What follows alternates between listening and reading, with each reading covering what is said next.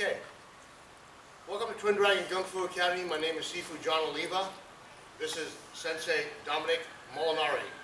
Today we're going to be discussing your white belt curriculum. White belt curriculum starts off with your front ball kick, your roundhouse kick, and your side kick. You're going to learn combination number 6, number 7.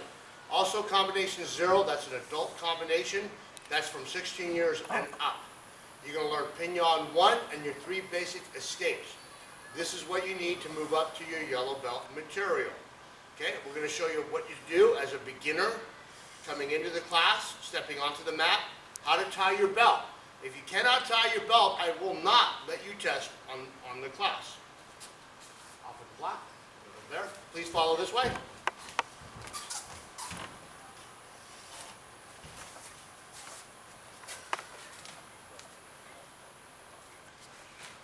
Okay, so when you first come into class, what you want to do is you want to come up to the card catalog and find your name under your last name and pull out your card. If you're a white belt, all you need to look at is the white belt cards under your last name. So you come in, you pull out your white card, you bow onto the mat, and the instructor will be in front. Join me. Okay? The instructor will line you up on the dot. Okay? From here, what you want to do is the instructor will tell you, come around, they'll collect your cards, they'll tell you to bow, they'll tell you to step forward and kneel. When you step forward with your right leg and stay in front position. From here, you would bow to the instructor. Bowing to the instructor means you're bowing for respect of what he's about to teach you. You're not bowing to me, you're not bowing to anybody else, you're bowing to the belt for all the knowledge about to be given. From here, you start tying your belt. When you tie your white belt as a beginner, you just let it hang over your right knee and you go around your waist. As you go around your waist, cover on top and go around again. The one that goes around covers and goes all the way through. Then what you want to do is you want to pull high-low. From here, the bottom one, which is the right hand, flops over. The top one covers it. The top one goes through the hole. And then what you want to do is pull sideways, kids, not up and down, sideways. Then from here, you immediately go back to front position. You bow. And then the instructor will say, everybody up, Furudachi position. Please come up. Turn around, please. As you can see, there's no twist in the belt. So as you're tying your belt, feel the back of your belt, making sure that it's not twisted or split. It must be one united belt. Turn around, please. Okay? This is Furudachi position. Furudachi position, your legs are shoulder width apart, your hands are out, elbows are slightly bent. Front position. Front position. Your feet are together. Your right hand is a fist. Your left hand is your shield. You're covering your weapon. Elbows should be up, not drooping down, and not down here. Keep your body nice and straight. Chamber. Chamber position. Chamber position is right above your belt, right at your tummy level, right at your stomach. Okay. Elbows are back. When you go into chamber position, cross in front. When you go in chamber position, as you come into chamber, go ahead slowly, it's an elbow strike to the back. That's what that's for. Chamber position is an elbow strike to the back. And when you step out to Furudachi, okay, it's always the right leg. Do so. Now, you can have your hands at an angle or down. That will not make or break anything. Okay? From here, we're going to learn how to C-step back. You will take your right leg, you will touch your left leg, and go back to what's called a 50-50 stance. Move. Okay? A 50-50 stance, chamber. A 50-50 stance, the weight is equally balanced between both feet. The knees are bent, the shoulders are forward. Turn sideways into it. There you go. Now look forward. You do not want this kind of a position. Standing sideways, looking forward. Everything must turn to the front. A bow stance. A of bow stance, the back leg is locked out, the front knee is bent, shoulders are square to the front. A cat stance. Draw the cat. A cat stance. If you look at it, go back to Fudidachi for me. If you look at a cat stance, all Mr. Molinari is doing is chambering his hands, moving his left leg forward, and then bending into a cat. He will still be shoulder width apart. If he slid back, he's still be in Fudidachi position. Put it to the front. No. Put it right in front of your leather leg. You don't want to be twisted like this. Okay? So, Fudidachi position in that direction. Fudidachi position from a side view. As you can see, it is nice and straight. Chamber the hands. Right leg back 50-50. Bouncing off. Always touch your foot and bounce off. Don't just go back, because if you do, you'll be twisted. Okay? Lean to bow. You should be able to go from 50-50 to bow stance without any hesitation. Draw the left leg and cat. When the instructor says draw the cat, backtrack. To draw, to pull in. So if he says draw the cat, whichever leg is in front, draws up. This is a left leg cat stance because the left leg is in front. Bow stance.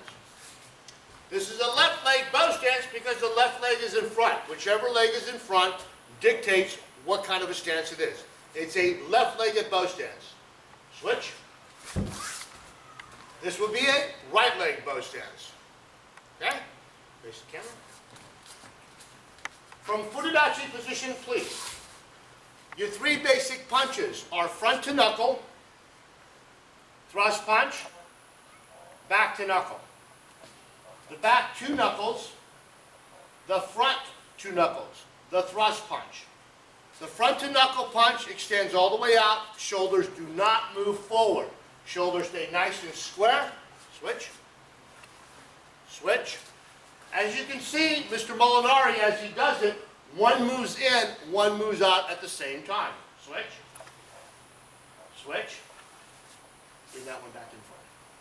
As this one comes out, it wants to come straight out, and then it wants to naturally turn here at the last 3 to 4 inches. Do not punch, turn the hand, and then punch this way. This is not a front to knuckle punch. The punch wants to come out, then turn for power. Thrust punch. Thrust punch is the same thing as a front to knuckle, just up and down. You're doing the same thing. You want to switch, switch, switch. A back to knuckle. If the instructor says back to knuckle, the back to knuckle wants to come all the way out, hit, and recoil back in. All the way out, recoiling back in. We pop. One comes in, one comes out. Back to knuckle. 1, 2, 3, 4. Fudidachi towards me. Right hand in chamber, left hand front to knuckle. Right hand in, left hand front to knuckle. Switch. Everything you want to do is center of your nose. The two knuckles should be center of your nose. You do not want to punch here. The person will be in front of you, so you must punch to your center. Everything is at shoulder level. Thrust punch. Thrust punch. A thrust punch is more aimed when you're practicing at chest level. So it's right at his chest level. Thrust. Thrust. You can see how he's not doing this to reach me. He's not turning his body to reach me. He maintains his shoulders nice and square. A back to knuckle comes all the way out, hits, and recoils. Up. Up. Up. Okay? As you recoil, that's your block. This will be block number 2. Think of it that way. It's a lower number 2 block. Watching. Now we're going to go into 8-point blocking system. 8-point blocking system. You start off with the right hand and then the left hand. You want to start off at Fudidachi position, run high-low, and block number 1. Cut across, peel away number 2. Set for 3, block 3. Set for number 4, block 4. Cut across your stomach, up for 5. Cut across your stomach, turn 5, up 6. Lower 6, raise 7. When you raise 7, make sure it's out for a block. It's like doing number 3 or number 4 block. Block down, making sure that your center of your groin, and 8. Dip. Key eye on 8, very important. Again, we put it out to position, 8-point blocking system. Block 1, 2, set 3. When you set 3, most of you kids, when you start off, will start off just like that. Your hand will be right by your head. Later on, when you move up in the levels, you'll know that the instructor makes your hand come out a little further, because this is a block here. You don't want to do too much. You don't want to do this, because then the guy hits this and hits your ear. This is acceptable. Block 3. When you're blocking number 3, you have to make sure that the instructor can't hit you with his hand.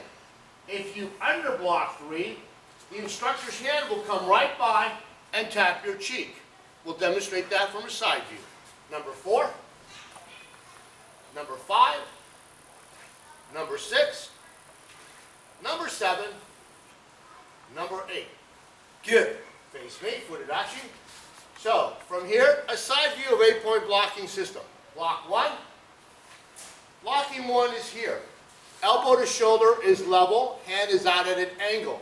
Do not block this way. You want to block outwards. Block number 2, set for 3, block 3, block 4.